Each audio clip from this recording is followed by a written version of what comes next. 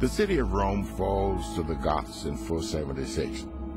But the city that falls is no longer the center of the empire. That distinction is shifted to the city consecrated by the Emperor Constantine in 330 as the New Rome, the city that bears his name, Constantinople. While the West declined and went into what's called the Dark Ages, Constantinople was a magnificent city. Art, culture, literature, commerce, politics, diplomacy, the military arts all flourished in the East. It's very important to realize that the eastern half of the Roman Empire did not fall at this time. It's only the West, the areas Adriatic Sea westward, Italy, Gaul, Iberia, that fell. The eastern half continues. However, from here on, historians no longer call this the East Roman Empire. They call it the Byzantine Empire. The Byzantine emperors have learned from Rome's mistakes. They construct walls so brilliantly engineered that they will remain unbreached for the next 1,000 years. Walls that still stand today in modern-day Istanbul, monument to the longest-lived empire in Europe's history, Byzantium. Despite the loss of the western provinces, the Byzantine Empire is still vast. It stretches from the Mediterranean Sea to the Danube River and boasts the most highly centralized government in the world. And Christianity is the mortar which holds together the building blocks of empire. Religion permeates every aspect of Byzantine life. State holidays are Christian holidays. Trade contracts are executed with the sign of the cross. Even the thoroughly Roman chariot races at the Hippodrome begin with the singing of hymns. This stable and unified marriage of church and state is about to come under attack from a force within. For if the church and state are one, then religious disagreements therefore become political disagreements. One universal Christian empire based on the one true faith, supported by the one universal Orthodox and Catholic Church. So this was the ideal. And if there was disunity among Christians, if errors prevailed within the Church, from the emperor's point of view, that would damage the stability, the welfare of the whole empire. Religious orthodoxy is a matter of national security, just as important to the defense of the empire as the fabled walls around Constantinople. But while the walls stand firm, the Orthodox faith is shaken again and again by the emergence of new ideas. The emperor's duty as Christ's representative, it was his responsibility to maintain the kind of order in the empire as he would think there would be order in heaven. And so his responsibility was to make sure that there was unity, that there was some harmony. But now you had Christians who were fighting one another, who were causing divisions in the empire over church-related things, over theological, Christological issues. Who is Christ? Is he divine? Is he human? These are the questions debated in 7 general or ecumenical councils between the years 325 and 787. The first of these councils was convened by Constantine in 325 AD at Nicaea, when the bishops created the Christian creed.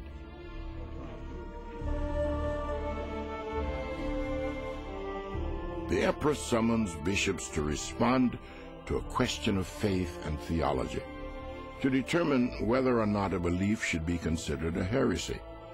This was true at Nicaea and would be at all subsequent councils. Because church and state are interwoven, Heresy is not only believed to imperil the human soul, it is equivalent to treason.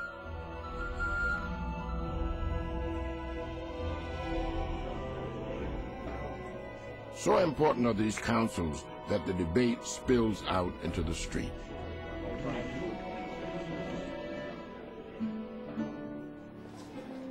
The whole city is full of it.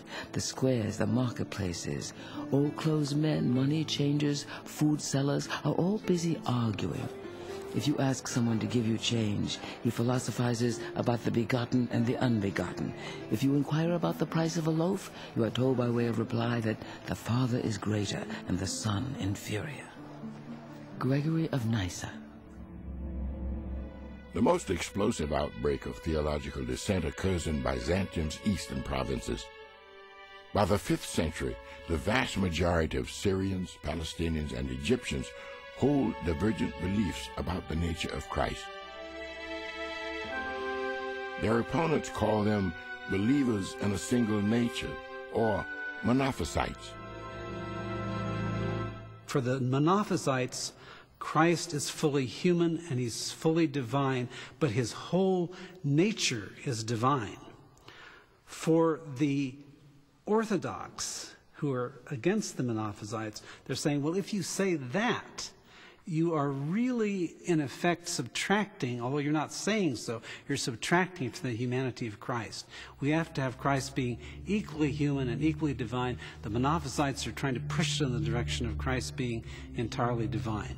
And that's the source of the problem between them.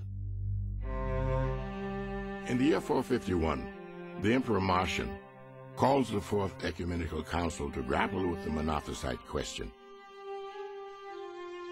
Held in the city of Chalcedon, the council sessions are long and bitter. The issue at the Council of Chalcedon is the nature of Christ. It's absolutely essential to get that right, because that is the center of Christianity. Ultimately, the council reaffirms the Orthodox Creed, articulated a century earlier at the First Council of Nicaea. We all with one voice teach men to confess that the Son and our Lord Jesus Christ is one and the same, that he is perfect in Godhead and perfect in manhood, truly God and truly man. Decree of the Council of Chalcedon.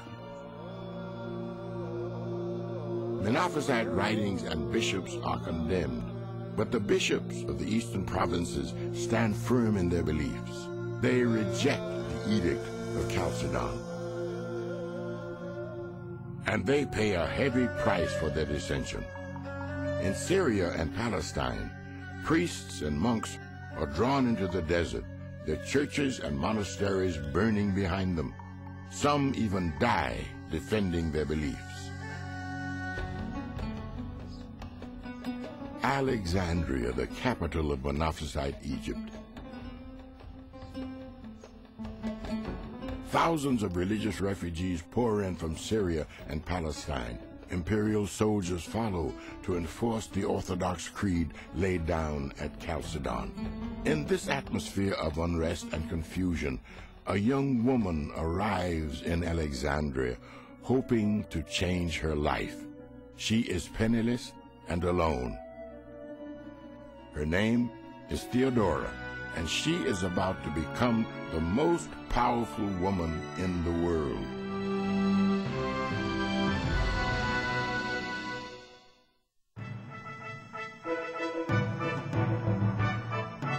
Constantinople's most popular entertainment, the spectacle of the Hippodrome. Everyone is in attendance, even the priests.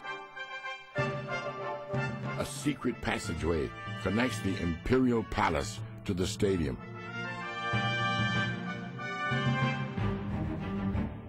From a private royal box, the Empress and Emperor enjoy the races.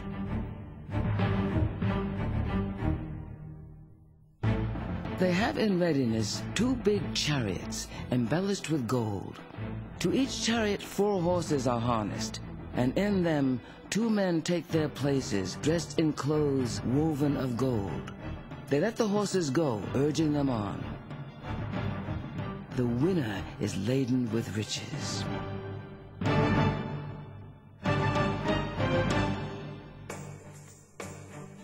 This is where Theodora grows up, in the circus-like atmosphere of the Hippodrome. Her mother is an acrobat. Her father, a bear handler. Theodora is very young when her father dies, leaving her to scramble for food among the petty criminals, stable boys, and sideshow freaks of the stadium. According to the 6th century historian Procopius, Theodora follows her older sister onto the border stage of the era. There, she becomes infamous for her erotic parodies of Roman myths, an unusual beginning for someone on the threshold of destiny. Like most other actresses of the day, Theodora may be supplementing her income with prostitution. At age 20, Theodora becomes the mistress of a provincial governor. She travels with him to Africa, where he abandons her.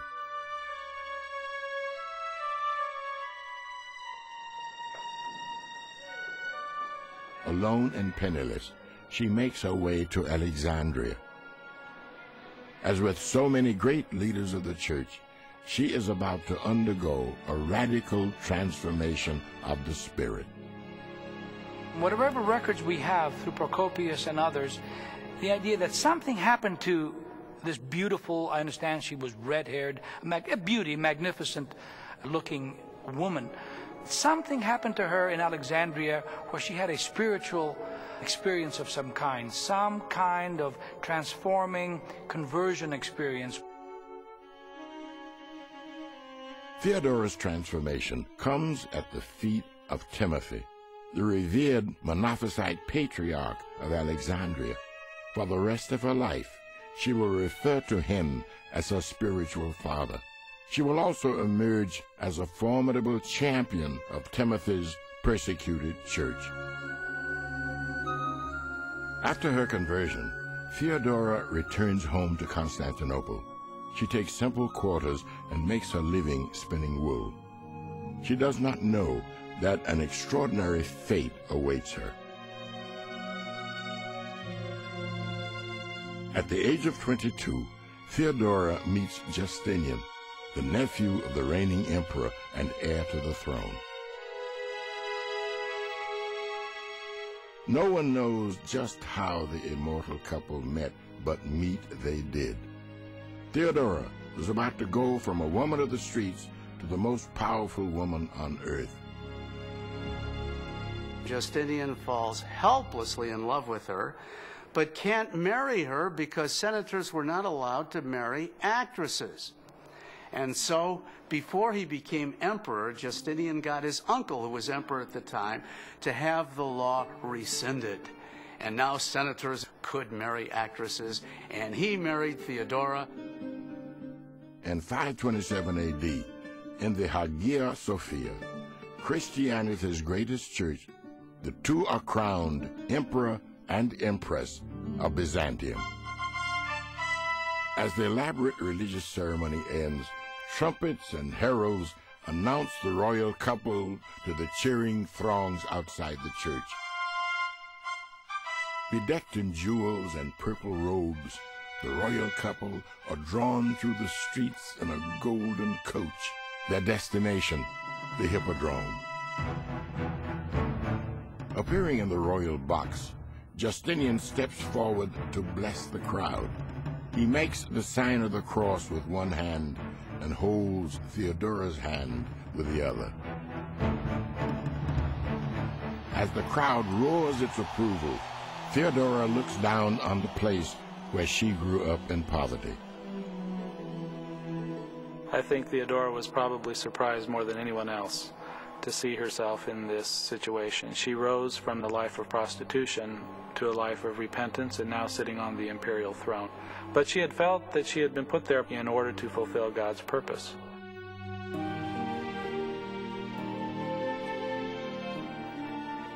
Throughout his reign, Justinian will rely heavily on Theodora. Her hard-won instincts for survival will serve him well. Let me tell you, despite this rocky origin, Theodora turns out to be a first-class empress. Today, I would compare her to Eva Peron in terms of being the power behind the throne. Theodora is now in a position to help the Monophysites, whose kindness she has never forgotten. Under the protection of the Empress, Monophysite fortunes improve dramatically. Exiled bishops come back to their churches, where they are cheered as returning heroes. Theodora maneuvers to advance Monophysite bishops to positions of power in the church. Her greatest coup is when Antimus, a saintly Monophysite bishop, is installed as the Patriarch of Constantinople, a position second only to that of the Bishop of Rome. Timothy and other Monophysite thinkers are invited to the imperial palace to discuss theology with Justinian. He never became a believer himself in one nature, but he did everything he could to mollify the one nature Monophysite believers for her sake. He obviously loved her, and he obviously appreciated her views. While Theodora pursues her religious campaign, Justinian works to realize his lifelong dream to rule an empire of unprecedented glory. In the year 537, he completes the rebuilding of the Hagia Sophia. Striding under the great dome which seems to float in midair, Justinian sees himself as heir to the biblical king who built the glorious first temple of Jerusalem. Raising his arms to heaven, the emperor announces, "Solomon, Solomon, I have outdone thee."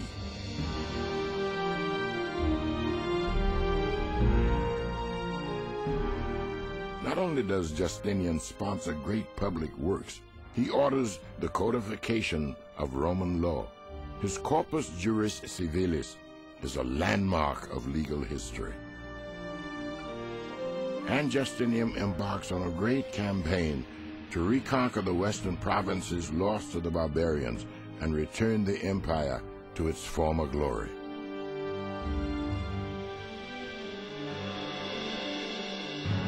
Despite ongoing wars with Persia on his eastern border, Justinian marches his armies west. They achieve breathtaking success, reconquering Africa, then crossing the Mediterranean to take Spain.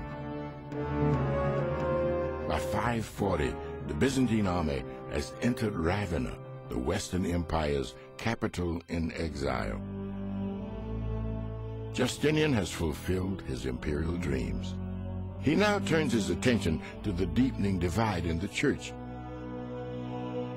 At issue is the same question that divided the Council of Chalcedon, a raging debate on the divine nature of Christ. Justinian attempts to assert his political power to reunite the Orthodox and the Monophysites. In 533, Justinian calls the Fifth Ecumenical Council. He informs the gathered bishops that he expects them to resolve their differences, but this reconciliation is not to be. The Orthodox faction prevails, and the Fifth Council reaffirms the Edict of Chalcedon to the dismay of both the Monophysites and Justinian himself. Some of those councils actually caused more division than unity.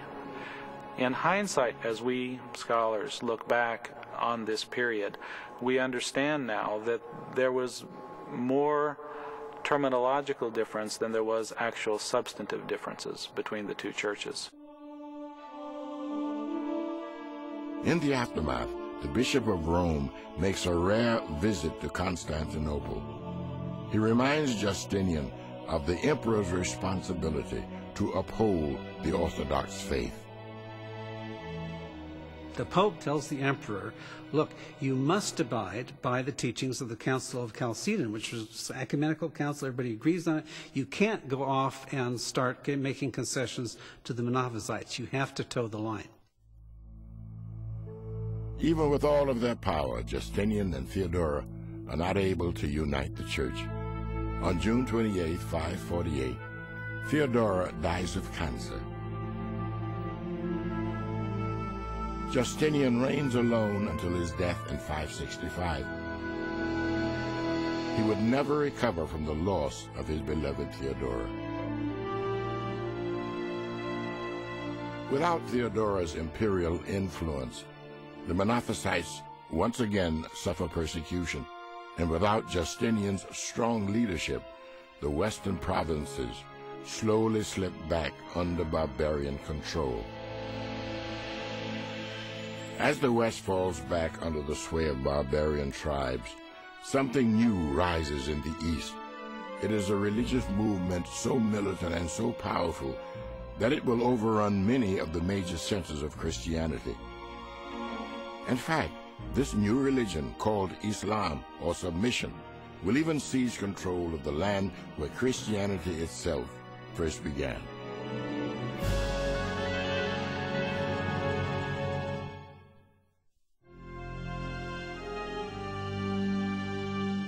It is now 100 years after the reign of Justinian, and the Christian world remains hopelessly divided over its beliefs.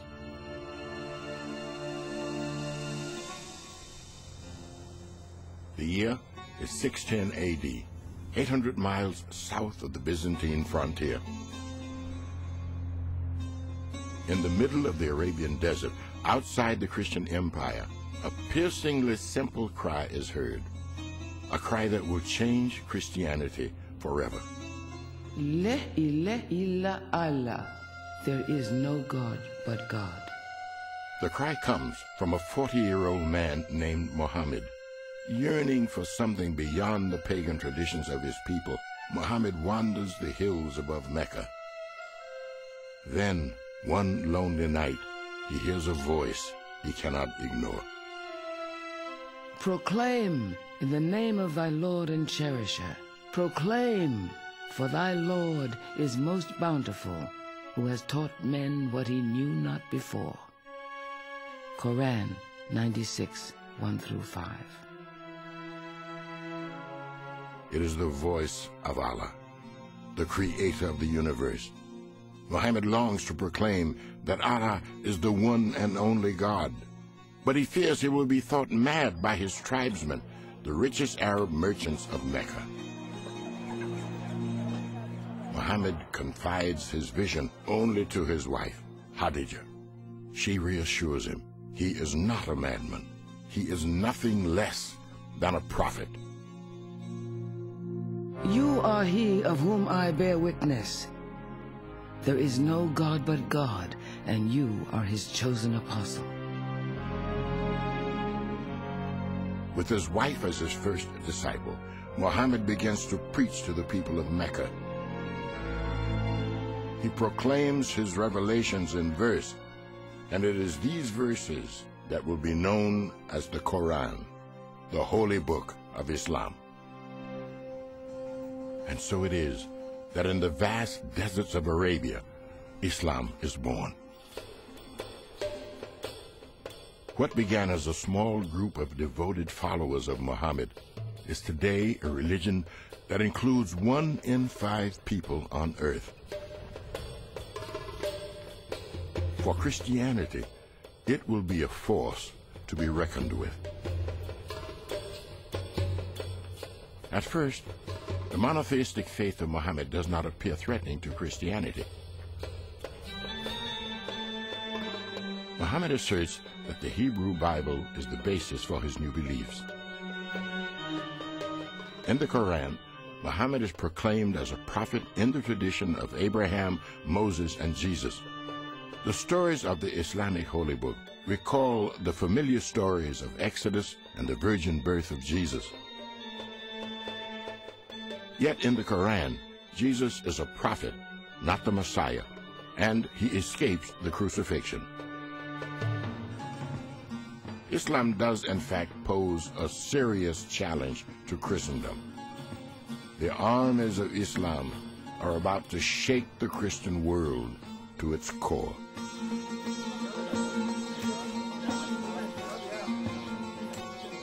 The story begins in the year 622.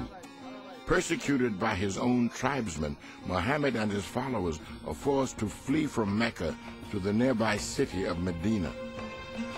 This transforming journey, known as the Hijrah, is so central to Muslim history that it marks the beginning of the Islamic calendar. Within 10 years of the Hijrah, Muhammad converts most of the Bedouin tribes of Arabia by the sword.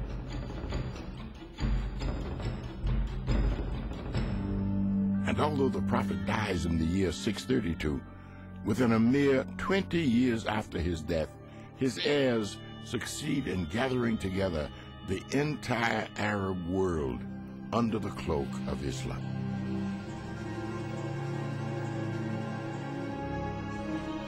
Byzantium fails to take note of the Arabian giant rising from the sands of the desert.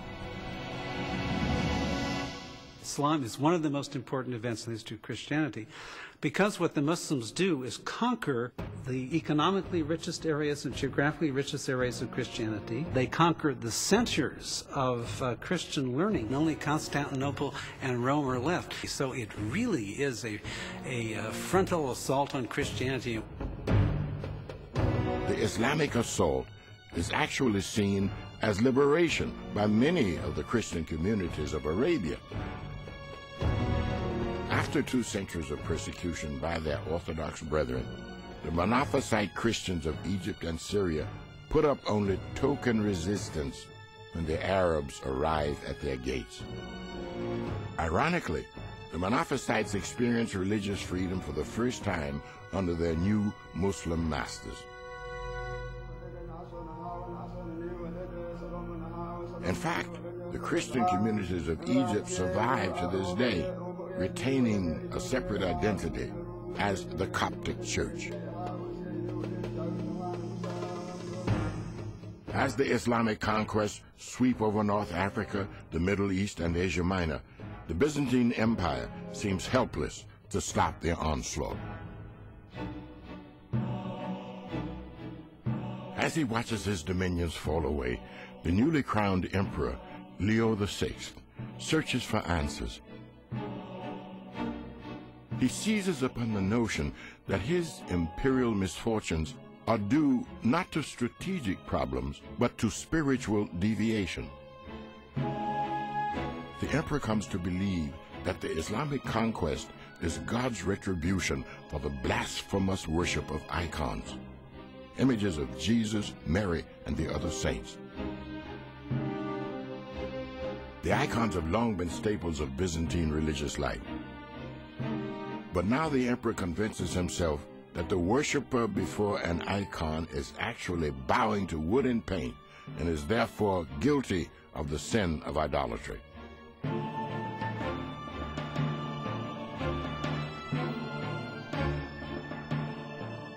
Why are the Christians suffering defeat at the hands of the pagans? It seems to me it is because the icons are worshipped and nothing else. And for this reason, I intend to destroy them.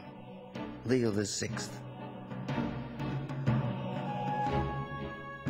Why should this have happened in a society where veneration of icons was at the center of liturgical practice?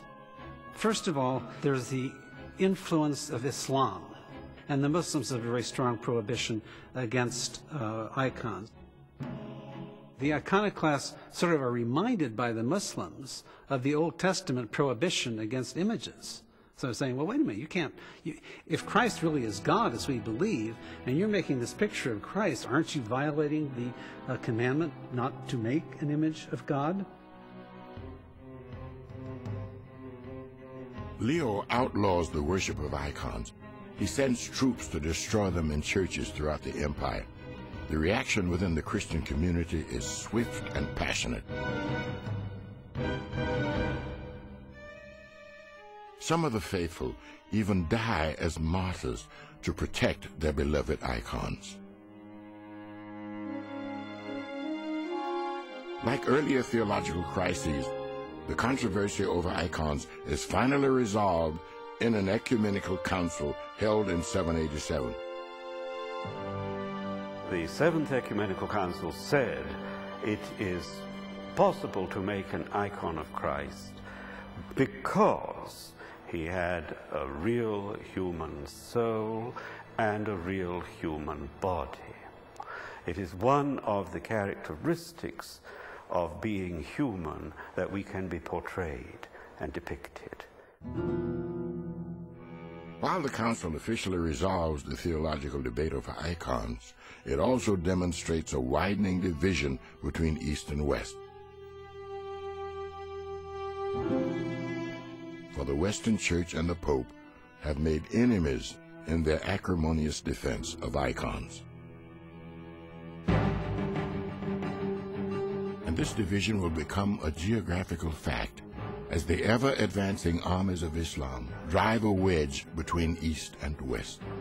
The two halves of the Christian world will be permanently cut off from one another. The spread of Islamic conquest will be halted only at the gateway to what is now France. In 732 AD, at the Battle of Poitiers, the Frankish king Charles Martel will stop the onslaught and drive the Arab armies back to the Pyrenees. In doing so, Charles sets the stage for a new Christian empire in the West, to be ruled by his grandson. Like Constantine and Justinian before him, this leader will be hailed as emperor, but with a new addition to the title, the Holy Roman Emperor.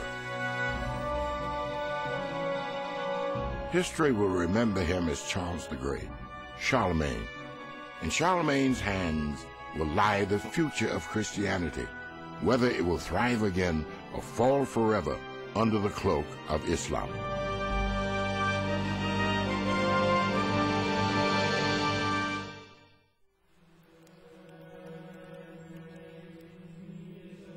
And now the Dark Ages are upon Europe. The years between the fall of Rome and the rise of Islam have not been good to Christianity.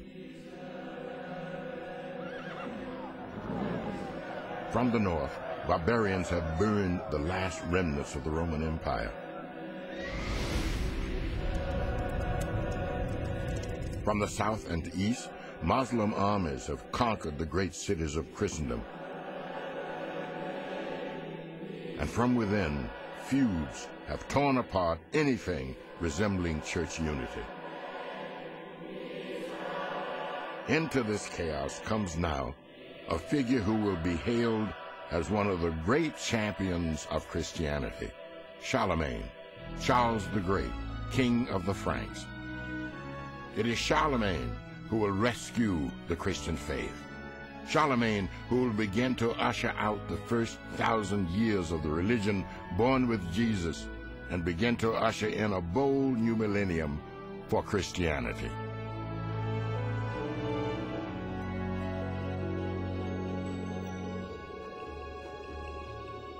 The year is 799. A small band of frightened men makes its way over treacherous alpine passes. Among them is Pope Leo III, and his enemies are close behind him.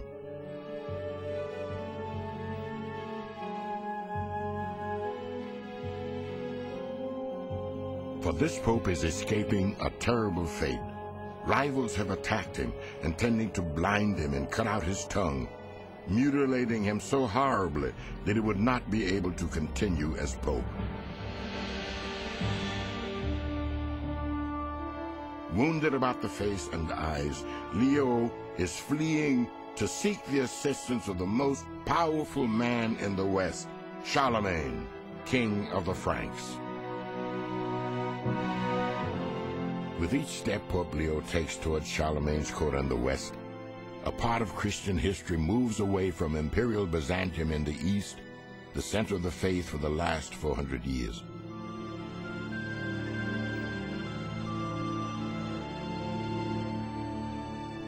Not only will Leo's appeal to Charlemagne change the fate of Christianity, it will change the face of Europe itself. The story of Pope Leo's flight across the Alps and the road to a new Christian empire actually begins 4 centuries back in the rubble of Western Rome.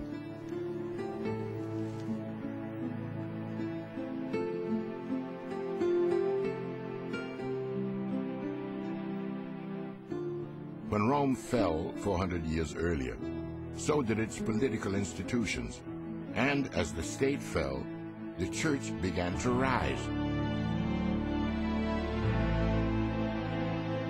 At this time, the church becomes the only remaining source of unity. Its monasteries and missionaries spread out to the furthest reaches of what once was the Western Roman Empire.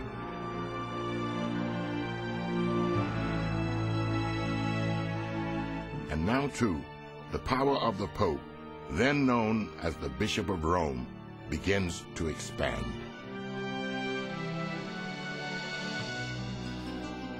The Eastern Church in Constantinople looks uneasily upon the rise of papal power in the West. For the Bishop of Rome states that he, as the direct successor of Peter, is the true leader of all Christendom, not just in the West, but in the East as well. According to Rome, this authority stems from none other than Jesus himself when he declared Peter the leader of all the apostles. Jesus said unto him, Thou art Peter, and upon this rock I will build my church, and whoever thou shalt bind on earth shall be bound in heaven. Matthew 16:18. It is a clear challenge to the power of the Eastern Church, as if a gauntlet has been thrown. What's happening is that the Pope in Rome is seeking autonomy and emancipation, political emancipation from the Emperor of Constantinople, the Byzantine Emperor. What you have already in the 8th century is the beginning of a schism, that takes place not on the religious level, but on the political level. The Western Church is going to go off and create its own political center of gravity over against the Eastern Church.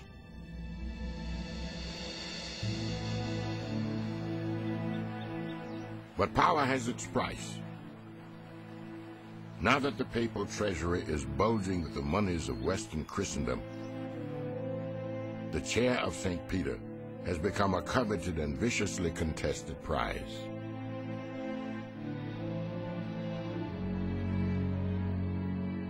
The noble families of Rome begin to vie with each other to place a candidate in the chair of St. Peter.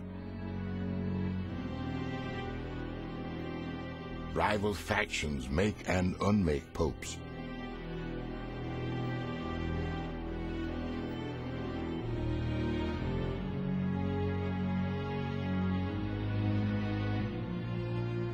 At times, there are even 2 men who claim the title of pope. Popes are arrested and tortured by political enemies. One pope is even dug up from his grave by his successor, so that his corpse can be propped up to stand trial for his alleged crimes.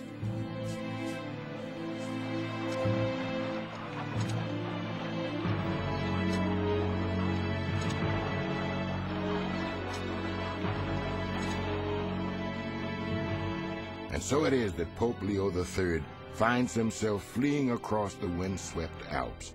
He has narrowly escaped mutilation, and now desperately makes for sanctuary with a king called Charlemagne.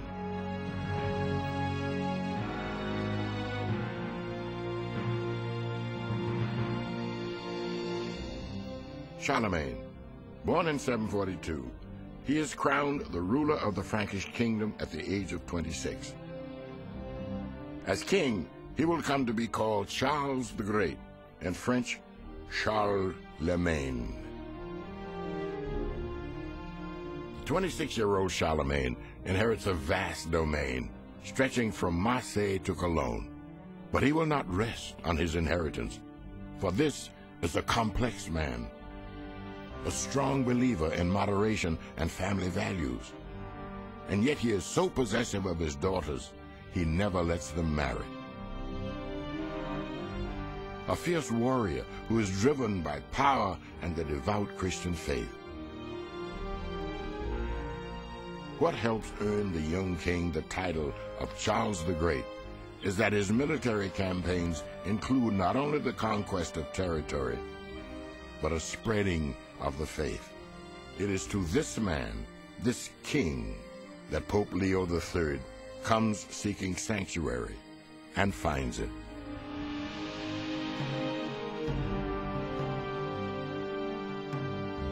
In December of the year 800, Pope Leo III joins Charlemagne at the head of an army marching into Rome.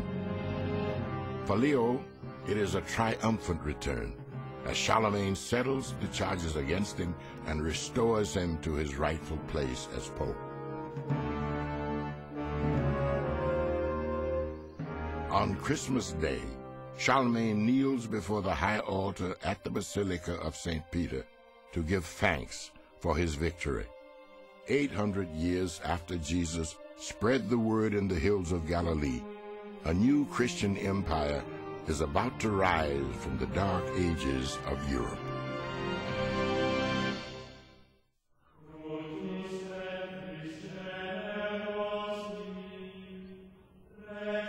It is Christmas Day in Rome in the year 800. A Latin chant echoes in the vaults of St. Peter's Cathedral, calling in a new era.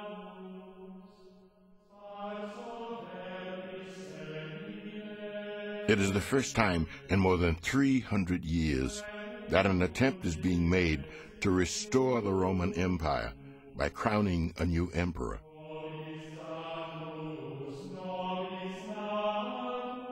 Carollo Piissimo Augusto Adeo Coronato, crowned by God, mighty and pacific emperor, to him be life and victory.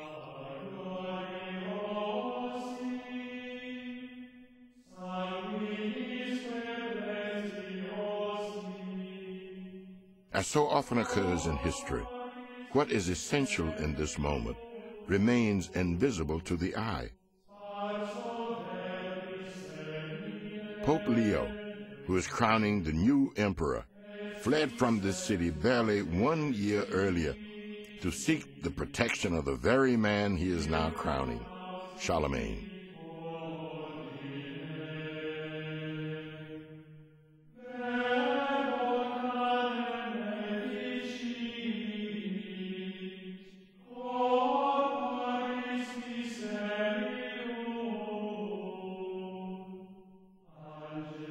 And so it is that this coronation marks the new dawn of a struggle for power between church and state.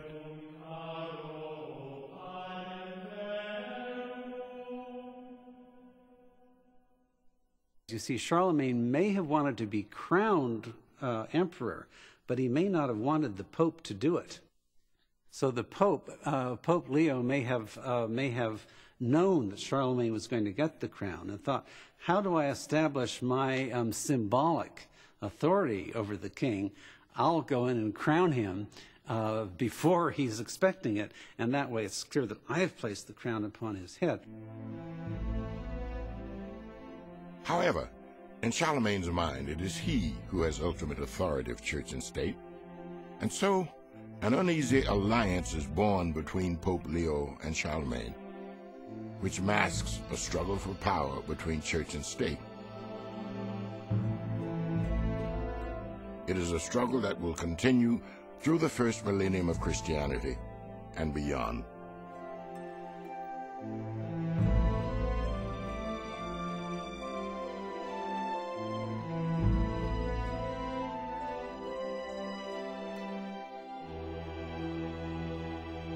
But the political waters run deeper here, for the coronation of Charlemagne also heralds the renewal of another struggle, a struggle not only of power, but of faith.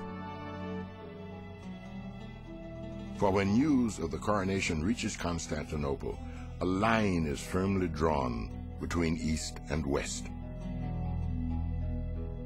In Byzantine political theory, the emperor is the icon of God on earth, the living image of God. As God rules in heaven, so the emperor rules on earth. Now, a consequence of this is there is only one God in heaven, so there can only be one emperor on earth. The Byzantines, when Charlemagne declared himself Holy Roman Emperor, had himself crowned as such in Rome, saw this as an act of schism. There couldn't be two co-equal emperors on the Byzantine theory. In Rome, the potential strife between East and West and the potential strife between church and state is put aside for the moment as Charlemagne and Pope Leo pursue their common vision to unite Europe under Christ. The idea was you established a united Christendom, at least in the western part of Europe, with the Pope and the Emperor ruling it together, ruling it in cooperation. In Charlemagne's mind, the Emperor would be a little bit more important than the Pope, but the Emperor and the Pope would work together, and they would unite all of the Christian kingdoms of the West, and then they would convert the pagan kingdoms, too, and bring them into this united Christian Europe.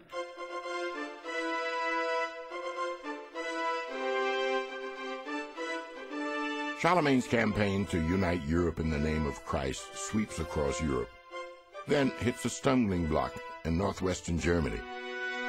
This is the land of the pagan Saxons. When Charlemagne defeats them and moves on, the Saxons murder the Christian missionaries left behind. And so it goes, year after year. Rallied by their leader Widikun, the German Saxons remain with their paganism in defiance of Charlemagne. Charlemagne now employs a scorched earth policy to break the Saxons of their pagan ways.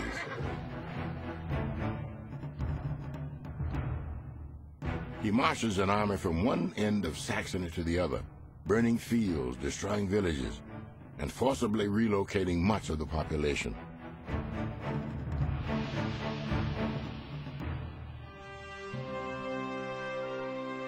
Charlemagne's campaign proves persuasive. The surviving Saxons undergo mass conversion to the religion of their conquerors.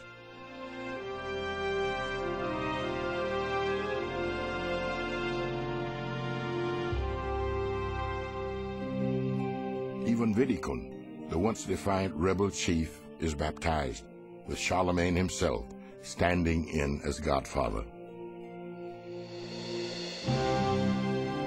20 years of unending warfare have given Charlemagne a unified Christian empire that stretches across much of Europe.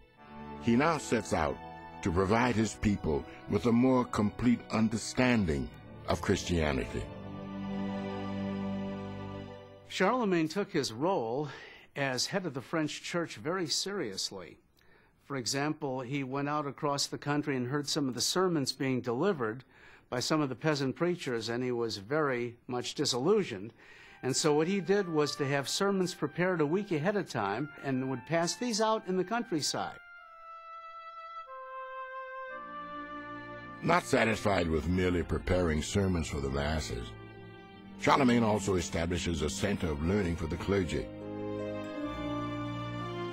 It is the court school at Aachen, located to the west of what is now Bonn, modern-day Germany's capital city. The idea was to establish a central place for the training of bishops. For Charlemagne and his advisors, it was extremely important to have bishops throughout the empire who knew their theology, who could preach to the people, who could help establish Christian ideas, and the school under Charlemagne did succeed in training very able clergy who then went on to be bishops and who set up schools throughout the empire.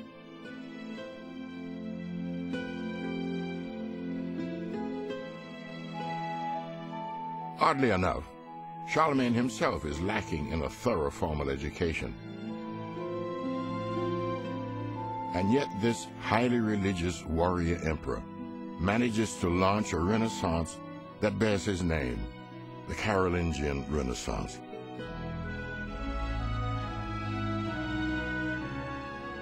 It is born more than 500 years before another Renaissance is to emerge in Italy.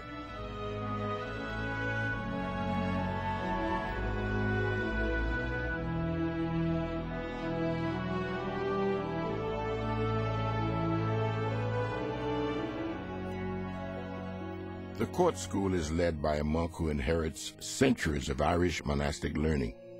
His name is Alcuin of York. At the school, Alcuin presides over the scriptorium, which employs 40 scribes in copying manuscripts.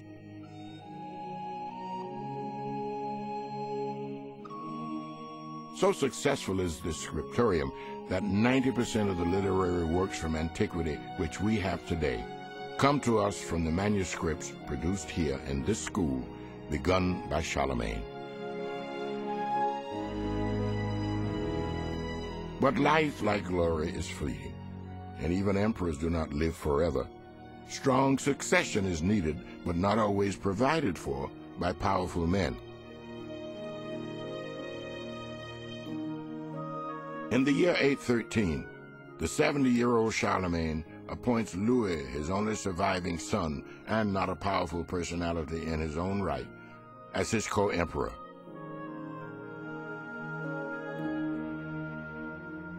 The power shared by church and state remains in delicate balance. For the coronation of his son Louis, Charlemagne sees to it that the Pope is not invited to participate in the ceremony.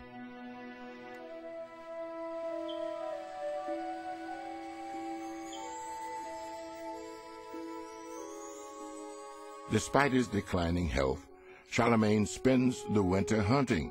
But on January 28th of 814, the old man loses his final battle. In The Life of Charlemagne, the writer Einhard tells how a saddened and grateful empire buries its leader. His body was carried to the church amid the greatest lamentation of all the people. He was buried there the same day that he died, and a gilded arch was erected above his tomb with this inscription: "In this tomb lies the body of Charles the Great and Orthodox Emperor, who gloriously extended the kingdom of the Franks and reigned prosperously for 47 years.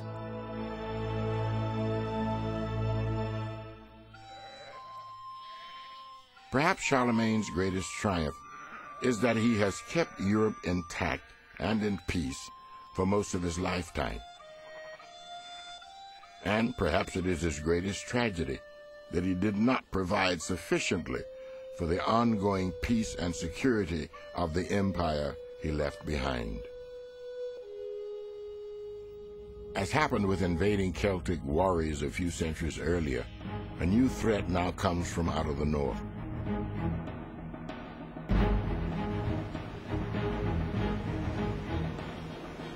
This time, amid the gilded dragon tails of approaching Viking ships, the united Christian empire that Charlemagne has just left behind to an ill-prepared son and his government is already attracting predators.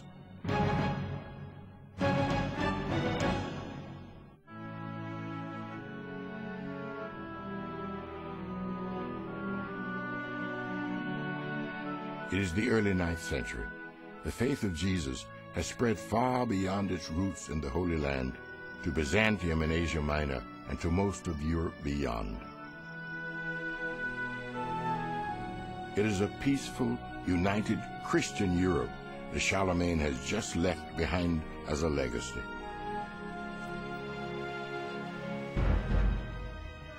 In the uneasy human family, peace is often a thin cloak which hides the apparition of war.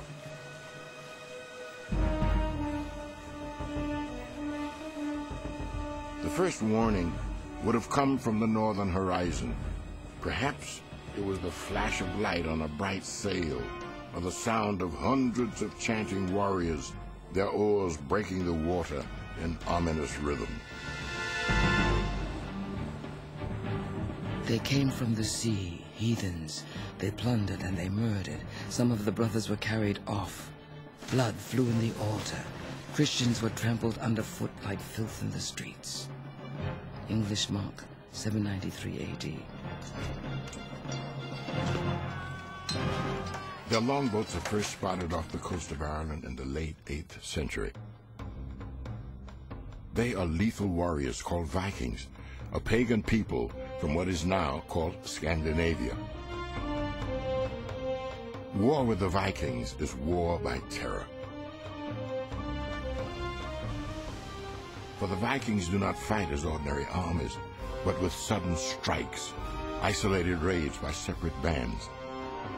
And it is not just people they destroy, but cultures too.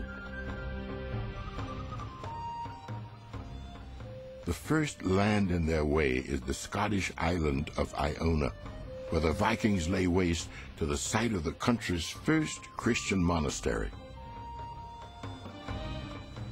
The chronicles are full of the slaughter that the Vikings make and the attacks on monasteries. Enemy. So when the Vikings come, they're just ripe for the picking. The scholarship of Celtic Christianity. The Vikings single out churches for attack because they are often the wealthiest and least defended locations. Like the plagues that descend upon Europe from time to time, the Vikings come on inexorably. Their shallow-hulled longboats take them up the rivers of Europe and deep into Charlemagne's Holy Roman Empire.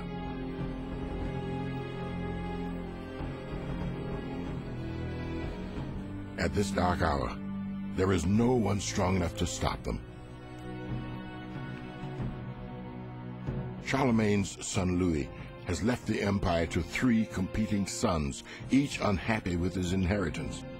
They have weakened the empire with their infighting. Taking advantage of this disarray, the Vikings attacked Paris on a frozen Easter day in 845.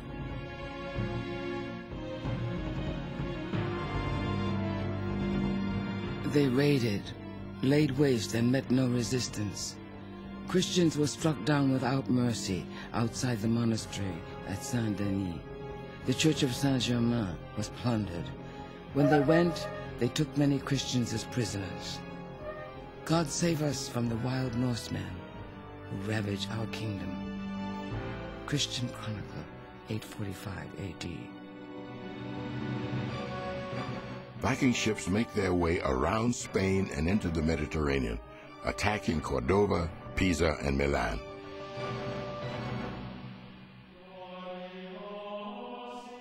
To some Christians in Europe, it must have seemed as if the bloody Viking triumphs are nothing less than God's abandonment.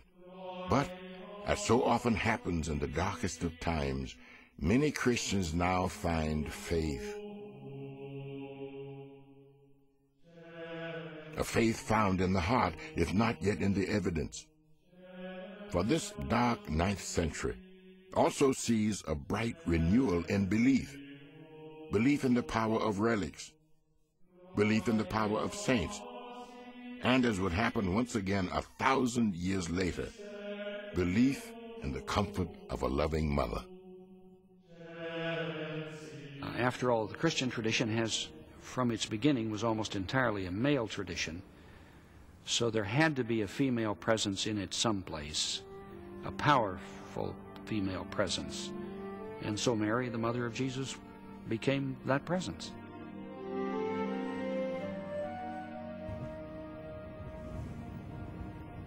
But even mothers cannot always protect their children.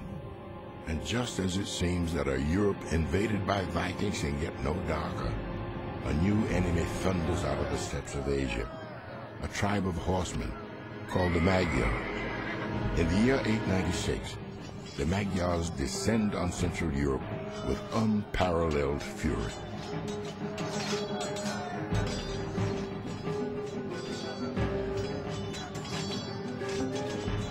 The Magyars, thirsting for murder and eager for the fray, fell upon the Christians while they were still yawning with sleep. Some indeed were awakened by arrow points before they heard the cries of battle. German Bishop, 907 A.D.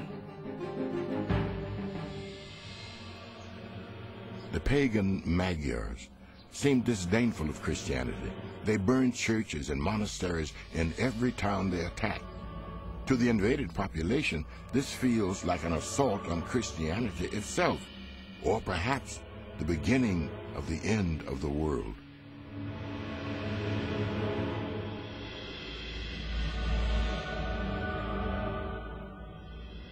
See and know and understand this. The end of this world is very near. Many calamities have appeared, and men's crimes and woes are greatly multiplied. From day to day we hear of monstrous plagues and strange death throughout the country. Nation riseth against nation. We see wars caused by iniquitous deeds. The Almighty will bring this world to an end. 10th Bickling Homily, 797 A.D.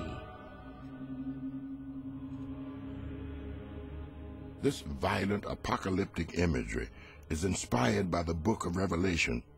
Surely now, as pagan hordes overrun Christendom and the year 1000 approaches, surely now, doomsday is at hand.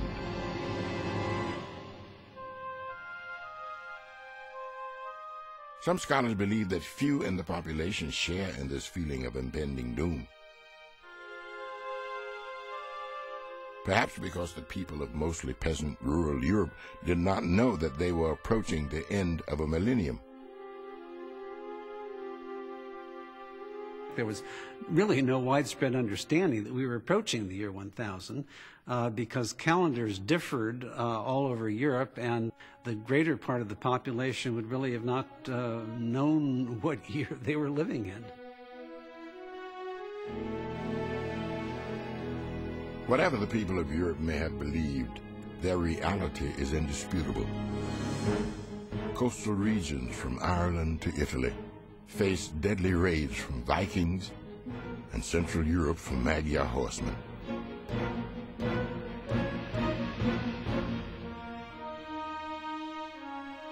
The Pope in Rome holds little power, and the Emperor in Constantinople is but a figurehead. The United Christian Kingdom, which once was under Charlemagne, is now in mortal peril of being scattered to the four winds.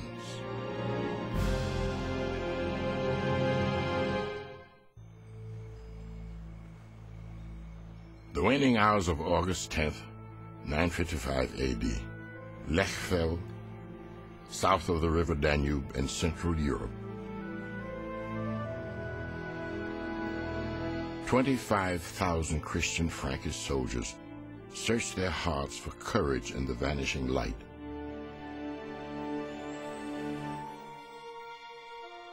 They face a line of pagan Magyar cavalry, which outnumbers them almost 2 to 1. To the Franks, the Magyars must seem like the very horsemen of the apocalypse. And out came another horse, bright red. Its rider was permitted to take peace from the earth, so that people would slaughter one another, and he was given a great sword. Revelation 6:4. The pagan Magyar horsemen believe the battle with the Christian Franks is already won. There is no one like us. The earth will not open up to swallow us. The sky will not collapse to crush us. We cannot be stopped. Magyar boast.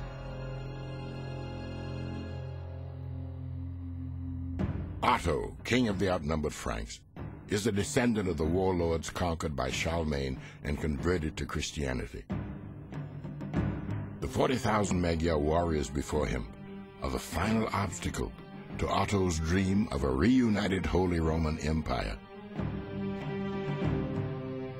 And Otto is not afraid, for in his hands he holds a lance studded with a nail from the cross on which Christ died.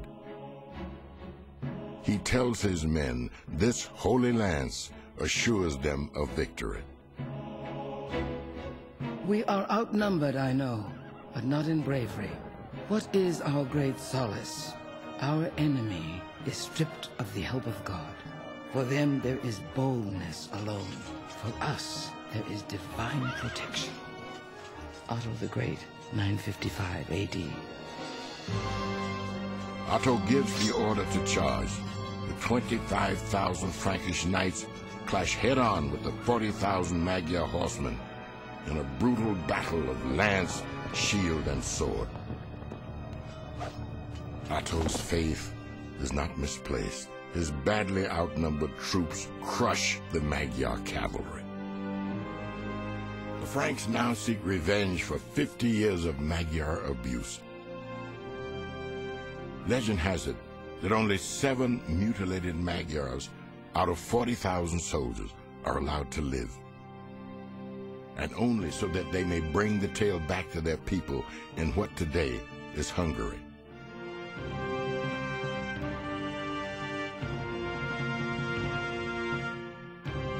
Otto rides triumphant into Rome, just as Charlemagne did 2 generations before him. He kneels at the altar of St. Peter's Cathedral and is crowned by the Pope as the new Holy Roman Emperor, Otto the Great.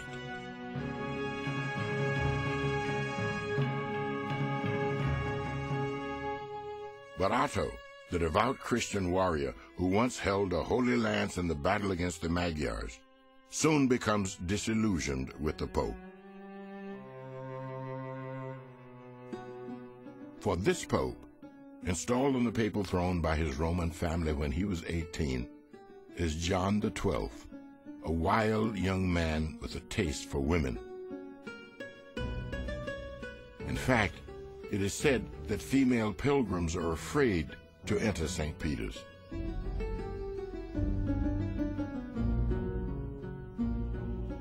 Women fear to come and pray at the threshold of the holy apostles, for they have heard how John, a little time ago, took women pilgrims by force to his bed, wives, widows, and virgins alike. Report to Otto I.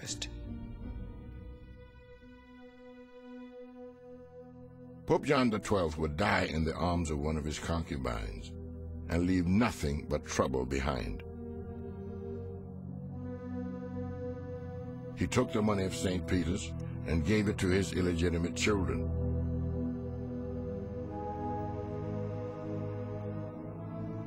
He let the churches of Rome fall into disrepair, and as the churches decayed, so did the papacy. For John's successor would not be much better. This was the Roman Church in the 10th century. The state fares better than the church. Otto the Great dies in 974 and leaves the empire to his son Otto II.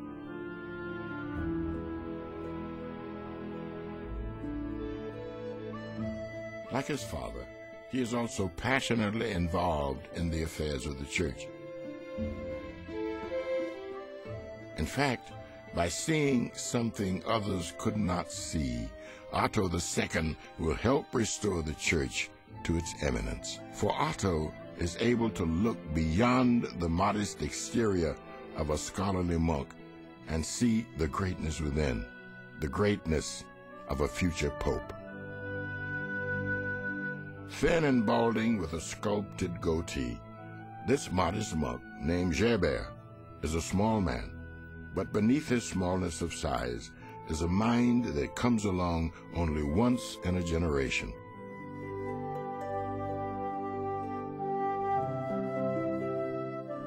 Gerbert, a Christian, received much of his education in Islamic Spain, Spain is where he studies algebra, astronomy, medicine, and poetry. Eventually, this quiet and brilliant man will develop a steam-powered church organ and invent the world's first pendulum clock.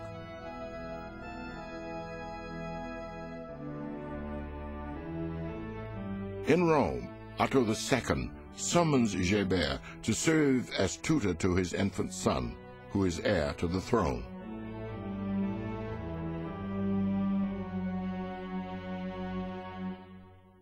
The young boy grows to manhood and becomes the Holy Roman Emperor Otto III.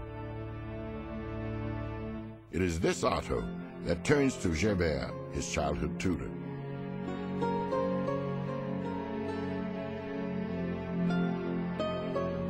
In the year 999 AD, at the age of 58, Gerbert, the once shy and retiring monk, is made pope.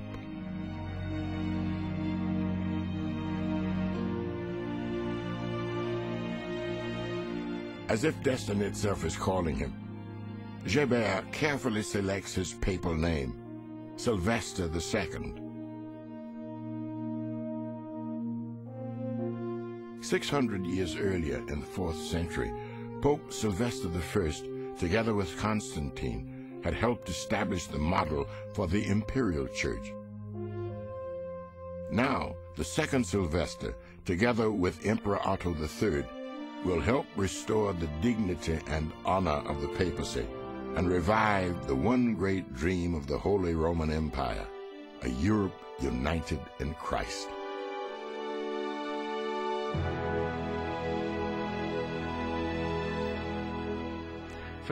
Really for the first time since the coronation of Charlemagne in 800, the ideals of Charlemagne begin to get realized. We have, for the first time in more than 2 centuries, the development of a very powerful papacy, a series of very important and powerful popes, and at the same time, a series of very important and powerful emperors. So now we have the possibility of putting that great Christian empire together. Under the guiding hand of Sylvester II, the last pagan countries of Europe are folded into the Christian empire.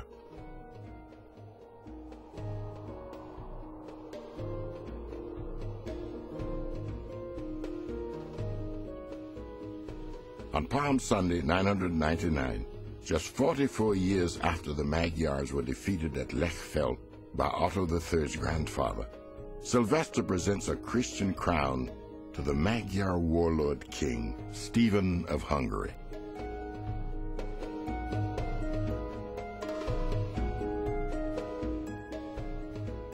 Poland soon follows, and suddenly, at the turn of the first millennium, it seems all of Europe turns Christian.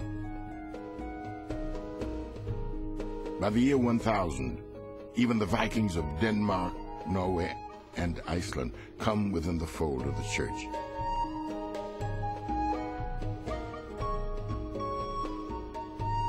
In Byzantium to the east, Christianity also makes stunning progress as the first millennium draws to a close.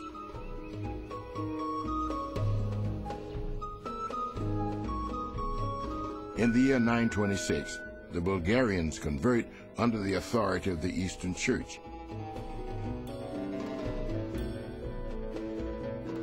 In 974, it is the Serbians.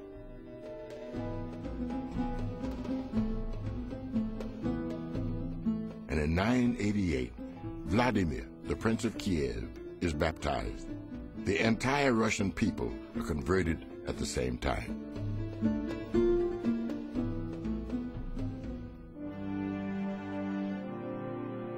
The year 1000 approaches, and all of Europe and Russia have converted to Christianity. The message of Jesus has been proclaimed far and wide. To some it feels as if God's kingdom on earth is soon to be established, just as some will feel it at the close of the second millennium and beyond. Now, at the end of the first millennium, it is not to be. Christendom, it would seem, has conquered its last threats, but 2 age-old conflicts remain. First, the long-simmering conflict between West and East, Rome and Byzantium, comes to a head as the leaders of each church excommunicate each other when reconciliation cannot be reached.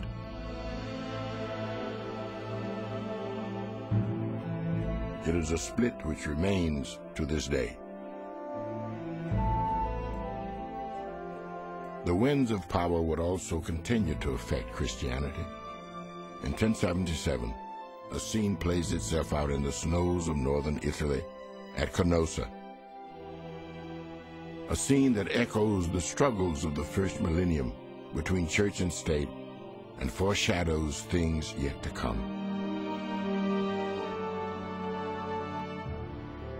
It is a standoff between Pope and Emperor, a standoff which takes place barely 250 years after another Pope fled for his life to the safety of the court of another emperor named Charlemagne. Now, Pope Gregory VII and Holy Roman Emperor Henry IV have reached a standoff over who has the ultimate right to appoint ecclesiastical bishops.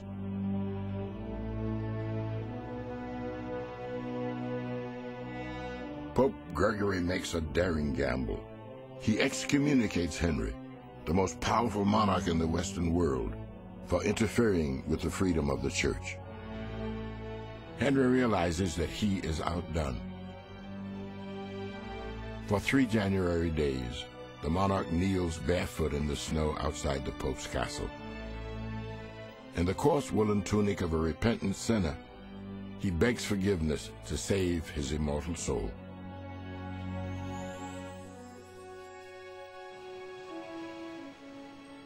What shall it profit a man if he shall gain the whole world and lose his own soul? Mark 8:36.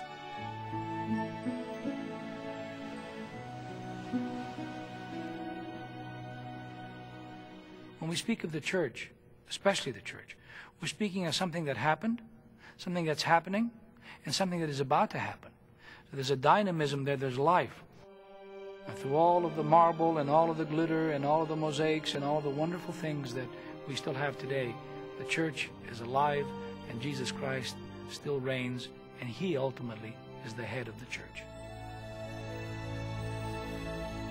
And so it was that the teachings of a long ago wandering preacher in Galilee would become the focal point for 1,000 years of ongoing struggles for power and ongoing struggles to find faith and meaning in a seemingly random world.